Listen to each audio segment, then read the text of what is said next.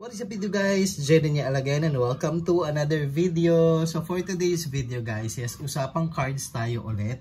And I have here actually several cards, Maya, GCash, and GoTime. But for this video, pag-uusapan natin yung GoTime.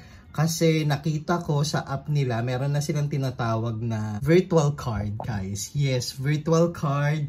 Sobrang fan talaga ako ng mga bangko na meron mga virtual cards. Ilan lang kasi yung merong ganyan. Actually, medyo marami-rami naman na sila. But thankfully, si GoTime, naglabas na siya ng bagong feature na virtual card. Yes, I actually have the physical card already of the GoTime Visa. Pero sa video na ito, pag-uusapan natin paano ba i-activate yung inyong virtual card sa mismong app ng GoTime. And also, why do I suggest for you to have a virtual card? No? Hindi lang para sa GoTime, but even the rest with the cards na meron tayo. No? Whether credit card, debit card, savings card, or whatever. Why it's important for you to always consider having a virtual card. Yan yung pag-uusapan natin sa video na to guys. If you're interested to this kind of content, you guys know what to do. Please keep on watching. The way your body syncopates, you're driving me crazy. If you're new to my channel, welcome. If you're here for quite some time now, welcome back. In my YouTube channel, I'm doing reviews, reactions, and also vlogs. And if you haven't subscribed to my channel yet, I will appreciate if you will click that subscribe button there. Yes, guys, actually, ang goal na natin ngayon is for us to reach 30,000 subscribers. We just recently hit the 20,000 subscribers, no? So, tulungan nyo naman ako, hit that subscribe button there, guys. So, sige guys, una sa lahat, let me clarify na, yes, hindi ko naman na masyadong ginagamit si GoTime. And sa ibang videos ko, na-share ko naman na yon guys. Marami sa inyo nang-aaway sa akin. Again, guys, no need naman to be harsh. Like, I was literally just sharing my personal, like, opinion, personal observation ko. Naiintindihan ko that GoTime has also, you know, they need to step up the game. Kasi, syempre, they're a business at the end of the day. Kaya lang kasi, ulit-ulit kong sinasabi sa inyo, marami namang iba, halimbawa si Own Bank, si Uno Bank, no? Hindi naman sila nagbago. Meron namang ibang mga ways para hindi mabago yung, alam mo yung unang pinangako mo sa consumers mo or sa customers mo. But then again guys, napapagod na ako mag-explain dyan. Ang gusto ko lang naman sabihin sa inyo, hindi ko na ginagamit si GoTime as my primary card kasi nga naka-Own Bank na ako, no? But it doesn't necessarily mean naman na hindi ko ginagamit si GoTime. Syempre, option ko pa rin siya pero hindi na siya talaga yung main na account ko. Pero again guys, I would really suggest for you to have a GoTime. Sobrang dali lang mag-open ng account kay GoTime. At meron pa tayong isang video, no? In a separate video naman, ipapakita ko sa inyo, nakakita ako ng ATM, yes, machine, as in ATM kung saan ka pwede mag-withdraw ng pera gamit ang ATM card mo kay GoTime. Sobrang natuwa ako kasi maganda rin yung mismong ATM nila guys. Sa separate video na yon, kasi dito sa video na to, I will be talking about virtual card. Yes, GoTime has released yung kanilang virtual card. Meron na silang option yan. Pagpasensyahan nyo na rin kung meron mga tumatahol sa gilid ng mga aso. Pag naririnig nilang nag-video ako, dun sila tumatahol. Pagpasensyahan nyo na yan. So, yun nga guys, sige, unang gawin natin, siguro ipapakita ko sa inyo tutorial kung paano kayo makapunta dun sa virtual card. Kasi for sure, merong magtatanong sa inyo, Kuya, sir, paano po i-open or i-activate yung virtual card sa mismong app ni GoTime. So sige, papakita ko muna sa inyo and then I'll be back. Pero sobrang dali lang naman. All you have to do is to open your GoTime app. Tapos merong feature doon na, by the way, in fairness pala, isa siguro sa na-appreciate ko rin kay GoTime, no? Yung app nila, sobrang ganda. Actually, dati maganda naman na siya. Pero hindi sila talagang humihinto, no? Sa pag-improve ng app nila. Marami silang mga bagong feature na nilalagay, which is, I think, very maganda yon, especially if you are a consumer or if you are like an account holder with GoTime. Kasi maganda na nakikinig sila, 'di ba, sa consumers nila or sa mga account holders nila. Kasi yun naman yun eh, 'di ba? Most likely kung mga constructive naman yung feedback ng mga consumers, maganda na sinusunod nila, which is napapansin ko, ganun ang ginagawa ng GoTime. So paganda ng paganda yung kanilang mismong app. Yes guys, so you can activate your virtual card kay GoTime when you go to the app mismo. Papakita ko, panoorin nyo muna guys yung mismong tutorial.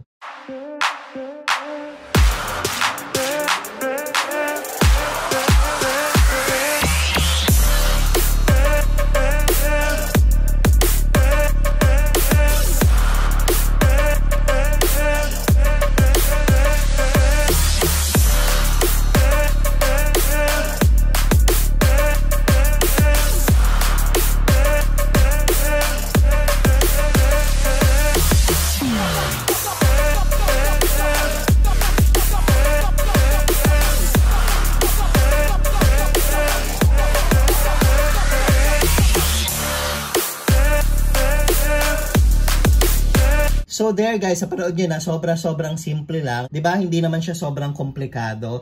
Bakit ko sinasuggest na i-activate nyo ang virtual card nyo? Actually, hindi lang kay GoTime itong discussion natin para sa lahat na rin to ng mga kung meron kayong credit cards, halimbawa kay Metrobank, kay BDO, kay Maya, etc. etc. Ako dati pa talaga ako gumagamit ng virtual card.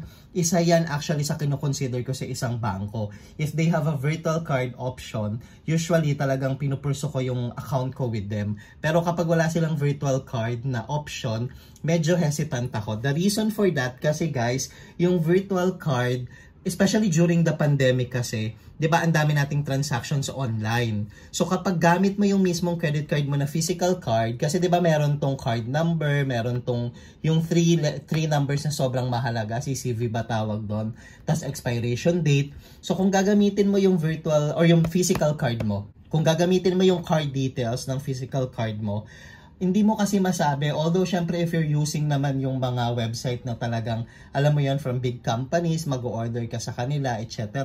Alam mo naman safe kahit papano. Pero diba in times like this, ang hirap makipagsapalaran.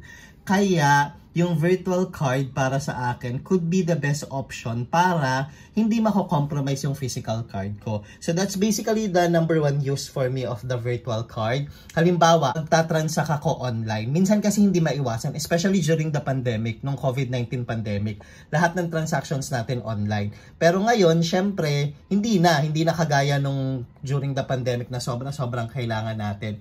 Ngayon na hindi naman na super lahat ng transactions natin online, pero ako sinasuggest ko pa rin, highly recommend pa rin, especially sa mga online transactions nyo kasi ang gagamitin nyo na yung virtual card.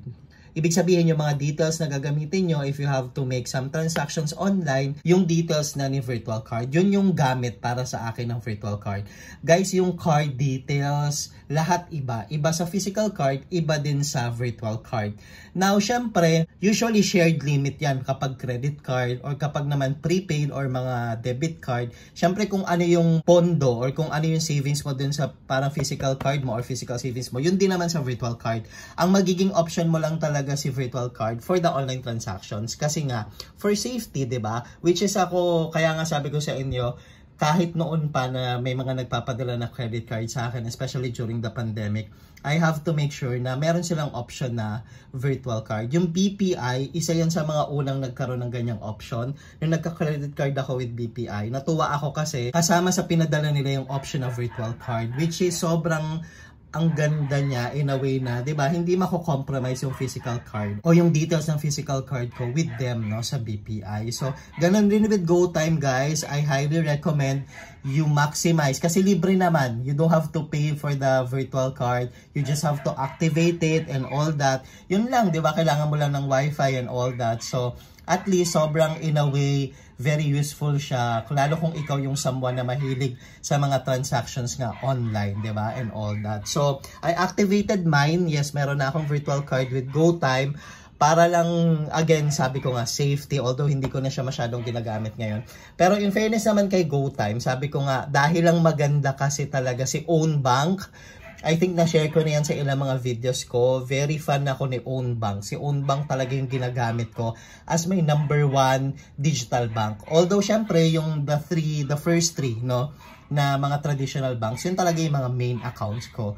With BDO, BPI, tsaka Metrobank. Pero pagdating sa digital bank, dati kasi sobrang GoTime, tsaka Maya ako. GoTime, Maya.